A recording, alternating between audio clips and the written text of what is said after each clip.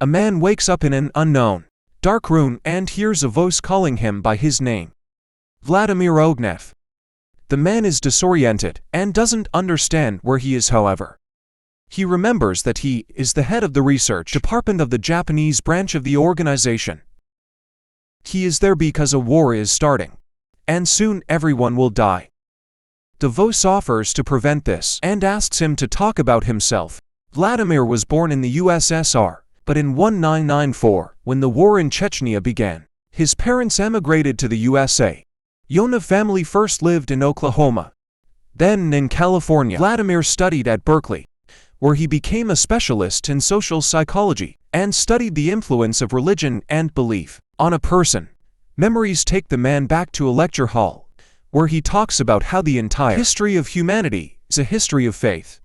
Since ancient times, religions have constantly been evolving, becoming more complex. Believers have come a long way from believing in nature, spirits to the concept of a single God. Nowadays, science has become a religion, as people believe that scientists will explain everything happening around them. Vladimir is listened to with great attention, and in the front row sits his fiancée Anna, who can't take her eyes off. The scientist speaker is only interrupted once when an unknown man enters the hall, and Vladimir continues talking about how a person sees and feels an unimaginably small part of the real world. And most importantly, it's impossible to correctly assess the level of human development without an alternative. Adequately assess the level of human development, another type of fully intelligent being is required. After the presentation, Vladimir and Anna celebrate the event in a bar, but the young people want some privacy, and they go out into the corridor, where the same unknown man, named Osiri, rudely pulls Vladimir away from his fiancée. He is interested in Vladimir's research, especially the part about an alternative to humanity, which the scientist himself considers fantasy. But Osiri tells him that the UN is actually funding such research, and offers Vladimir a position at a university in Florida. The man refuses because he plans to get married and move to Washington, but after hearing about the offer of a large grant, he agrees to think about it at night. He shares his thoughts with his fiancée. A person perceives only a few % of the real world. Humans can't sense a dog's smell or a bat's hearing, nor can they see in the dark. Language can't describe quantum mechanics. The mind doesn't understand dark matter. So why are people so confident about their understanding of the world? Adequate self-assessment is the only salvation from the next world war. Anna agrees to go anywhere with him. Just be together. Vladimir finds himself again in the dark corridor alone with DeVos, confessing that he would give anything to change the past and be with Anna again.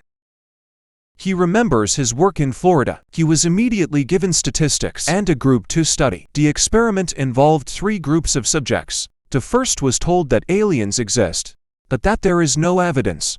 The second was told that aliens exist, they are far away, and the evidence is direct. And the third group was told that aliens are here on Earth.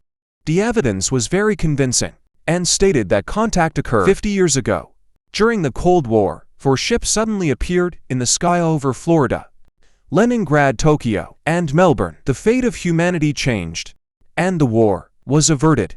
The peace became a gift from unknown forces. Vladimir studies the subject's reactions to this knowledge, realizing it's all true. His world is turned upside down.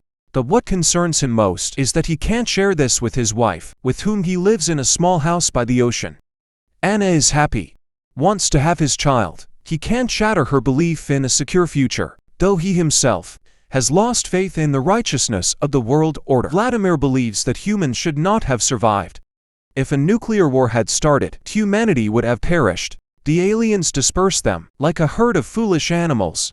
Humans should have matured on their own, but they were deprived of that. Later, Vladimir begins his work.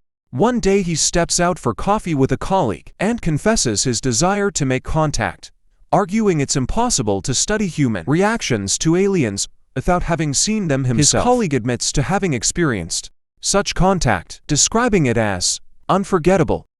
Meanwhile, Vladimir and Anna learn that they're having a period of immense happiness. For the scientist, it ends when their child is born. Dad, the doctor, explains that in some areas, cosmic radiation levels have inexplicably risen, significantly increasing infant mortality for 20 years. The cause is unknown, but as a university teacher, Vladimir could help.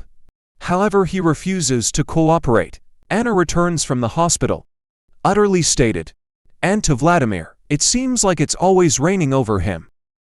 His wife stops talking to Vladimir and spends her days lying on the couch. Finally, Vladimir tells his wife that the alien ships are responsible. The radiation levels are rising in the cities beneath these ships, causing children's deaths. But Anna doesn't believe him.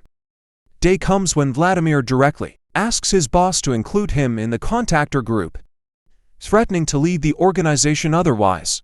After this conversation, he goes to the ocean, attempting to stop his life, but inexplicably survives, and rushes home, where he finds his wife in a bloody bathtub and saves her life. He never sees her again. As she flies to her parents, leadership informs him that his request for contact has been granted. In Tokyo, he's appointed head of a special, well-funded group, and departs. The day of contact arrives. Vladimir meets those who have been honored: the UN Secretary, the US President's advisor, members of state departments from various countries, and even a French scientist, a Nobel laureate. The group enters a hall, where people lay on the floor in special, warm sleeping bags, discussing the questions that they'll ask the aliens. Temperature in the room starts to drop, and soon a voice in their heads asks what humans have done since the last session, when they shared some technologies. UN representative assures that Israel started desalination production, as the aliens warned that they couldn't hold back global warming any longer. The ongoing military conflicts concern them, which Earth's leadership promised to end, and if they can't do it themselves, should simply ask for help. The French request permission to fly Mars in 2030, but they are denied, with the statement that humanity is not yet ready. Hearing this, Vladimir reminds them of the omnipotence paradox. Can God create a stone that he himself cannot lift? The aliens can change the climate and end wars. Why don't they do it? After the meeting, Vladimir is introduced to Michael, a special services agent, realizes that Vladimir has now decided to study the aliens themselves, not just human reactions to them later. The scientist closely observes an anthill and requests additional funding and devices that simulate the evolution of insect social behavior. Unsure if people really see the alien ships or just their avatars. There's been no new data about the aliens for 50 years, and there's no guarantee their behavior will remain the same. It's known that this is an alternative form of life to humans. What if it's a collective mind? Therefore, it's necessary to model a form with a unified mind, but without individual personalities. This will help to assess the morality and goals of the aliens. Vladimir begins developing a hypothesis and realizes that the alien mind is millions of years ahead of the human mind. It's impossible to understand them. To the aliens, humans are like monkeys, throwing stones at a nuclear reactor. Later, while talking with friends, he speculates that humanity awaits the same fate, and the aliens see in them not ants, but themselves. However, humans seem to be fixated on individuality. The aliens have likely abandoned individuality, leaving behind mental problems. But what's the point of a person without uniqueness? Soon Vladimir is appointed head of the department. Years pass and his research makes no progress. He can neither disprove nor confirm the theory of the collective mind. One day he receives a letter from Anna, in which she writes that she waited all these years for his apologies, and he didn't even write. She hates him for this. Later, Vladimir is urgently summoned to St. Petersburg for another contact. Michael admits that this contact was requested by the aliens. Maybe they intend to move to a new level of relations with humans and give them new technology.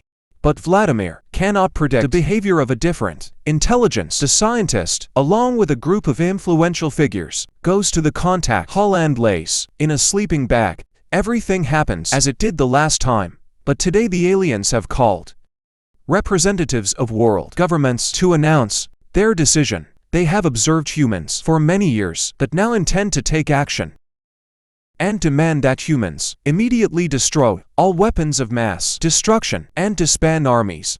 around the world, erase borders, and unite humanity. Otherwise, Earthlings face total annihilation. The world leaders regain consciousness and ask Vladimir to explain the aliens' demands, but he is just as stunned as they are and cannot provide a definitive answer. Speculates that the aliens, having studied humans well, might be testing them. The leaders agree on one thing: it cannot remain defenseless against the aliens. Moreover, it turns out that Earth has developed Petropolis, a project involving shafts with nuclear missiles aimed at the alien ships all over the planet. Humans can launch a simultaneous attack, destroying the aliens.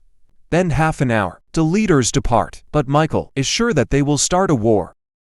The role of the aliens is unclear. They have forbidden space exploration and dictated humanity's actions for many years. Vladimir even suspects that the aliens can read human thoughts.